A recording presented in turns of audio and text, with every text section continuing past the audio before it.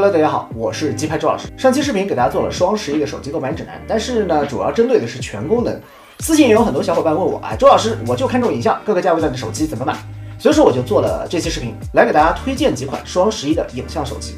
那么首先我们还是要来说一下购机的原则啊，我们还是购买新机，因为老款的手机已经停产了，你只能买二手。普通用户买二手呢是很容易翻车的，很多数码博主其实都上不当，所以正常我个人呢还是不太推荐普通用户去购买二手。第二个呢，我们主要针对影像嘛，在选购的时候，大家在看厂商的介绍当中，不要去认为像素越高就一定越好，要去看传感器的尺寸。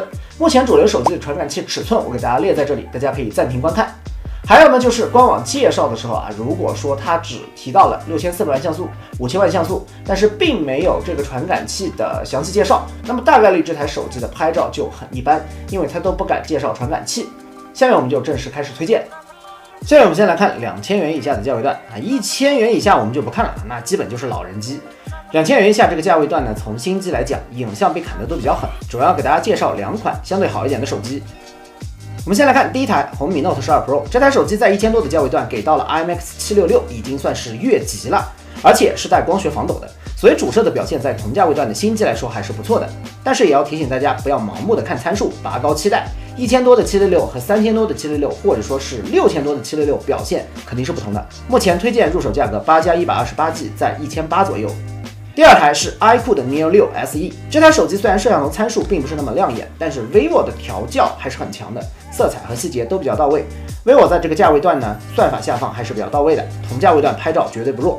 当然，这个价位段肯定无法避免凑数镜头的问题。目前推荐入手价格12+256，也是在1800。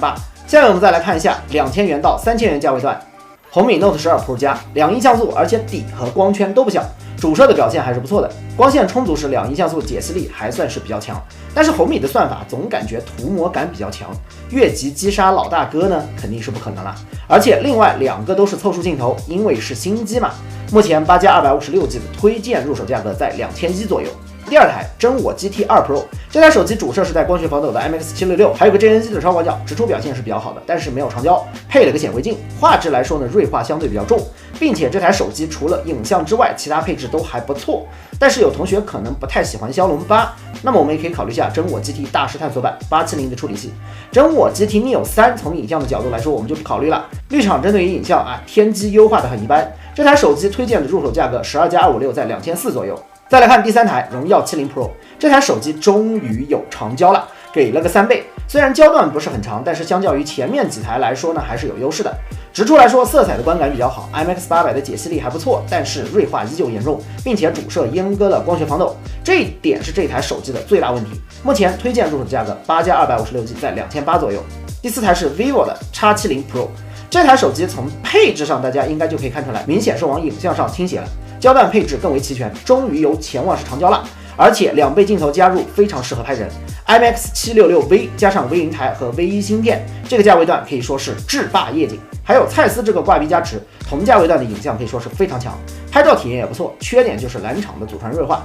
推荐入手价格12+256，在2800左右。下面我们再来看一下3000元到4000元这个价位段的推荐。这个价位段相对前面来说呢，性价比就更高了。虽然我多花了几百块钱，但是体验和配置都有了明显的升级。3000元档第一台要给大家推荐的就是 vivo 的 X80， 这台手机影像方面相较于 X70 Pro 升级了主摄和算法进一步增强，成像质量更扎实，但是少了5倍长焦，远摄能力有所退步。但是从日常的使用角度，各项综合配置明显是强于 X70 Pro 的。除了影像之外，日常使用也很舒服。目前推荐的入手价格8+256G， 在3400左右。第二台给大家推荐的就是小米12S Pro， 这台手机相较于 X80 来说呢，又进一步做了升级，主摄底更大，画质更强。徕卡加入之后，也为小米带来了比较稳定色彩。它不一定真实，但是徕卡色彩呢，绝对是比小米11系列要好看很多。缺点就是也没有潜望式长焦，远摄能力依旧不行。另外，除了影像之外呢，其他配置也非常水桶，很适合日常使用。目前推荐的入手价格8+256G， 在3800左右。另外，这个价位段还有4台手机，我们简单说一下。先来说绿厂系的2台 Find X5 Pro 和1+10 Pro， 这2台手机都是骁龙8的处理器。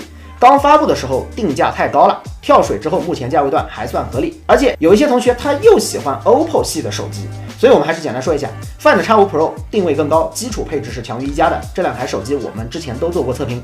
总的来说，二者的画质都还是比较不错的，哈苏色彩比较讨喜，但是相对来说呢，我更喜欢一加的哈苏色彩，会比 OPPO 的更克制、更内敛一些。而且一加的长焦焦段更长，拍远处是要强于 OPPO 的，但是 OPPO 的超广角更强，而且有亲儿子马里亚纳芯片。这两台手机呢，主要就是看你有没有远摄需求，还有个就是看价位，一加的手机要更便宜一些。另外再来看两台相对比较冷门的手机，努比亚 Z40S Pro 和摩托罗拉的 X30 Pro， 这两台手机都是骁龙8加的处理器，其他配置也都不错。从影像来说呢，努比亚主要的特色就是这个35毫米焦段的主摄，街拍和人文都非常不错，然后有潜望式长焦。不足的点就是主摄的底相对较小，而且努比亚的算法其实也一般。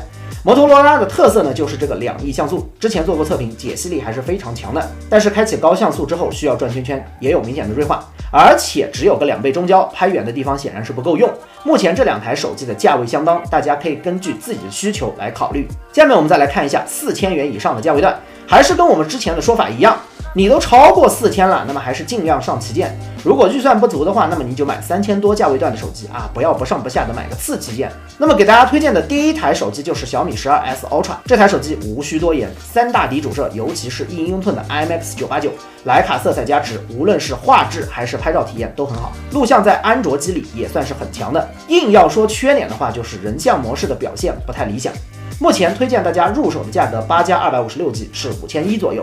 第二台要推荐的就是三星 S22 Ultra， 这台手机的焦段比较齐全，各个摄像头的表现都算是6边形战士，不说是最强，但一定是很强的那种，10倍及以上的表现处于无敌状态，拍照体验好，录像效果好。从画质上来说呢，锐化很重，极限夜景表现差点意思。本来 S23 Ultra 翻过年就要来了，我本来是不打算推荐这台的，但是架不住降价呀。目前推荐的入手价格在6600左右，相比首发的小1万，这个价格还是比较划算的，大家可以根据自己的需求来考虑。第三台要推荐的就是华为 Mate 50 Pro， 这台手机虽然主摄只有 IMX766， 但是在可变光圈和 RYYB 的加持之下，进光量和 IMX989 是差不多的，而且细节表现也很强。3.5倍长焦继承了前代的优势，而且这个小底的1300万像素的超广角画质可以说是干翻了一众的大底超广角。总的来说呢，表现依旧第一梯队，但是目前的问题就是拍照体验差，部分场景会偏红，录像也有短板。目前推荐的入手价格8加 256G 在6700左右。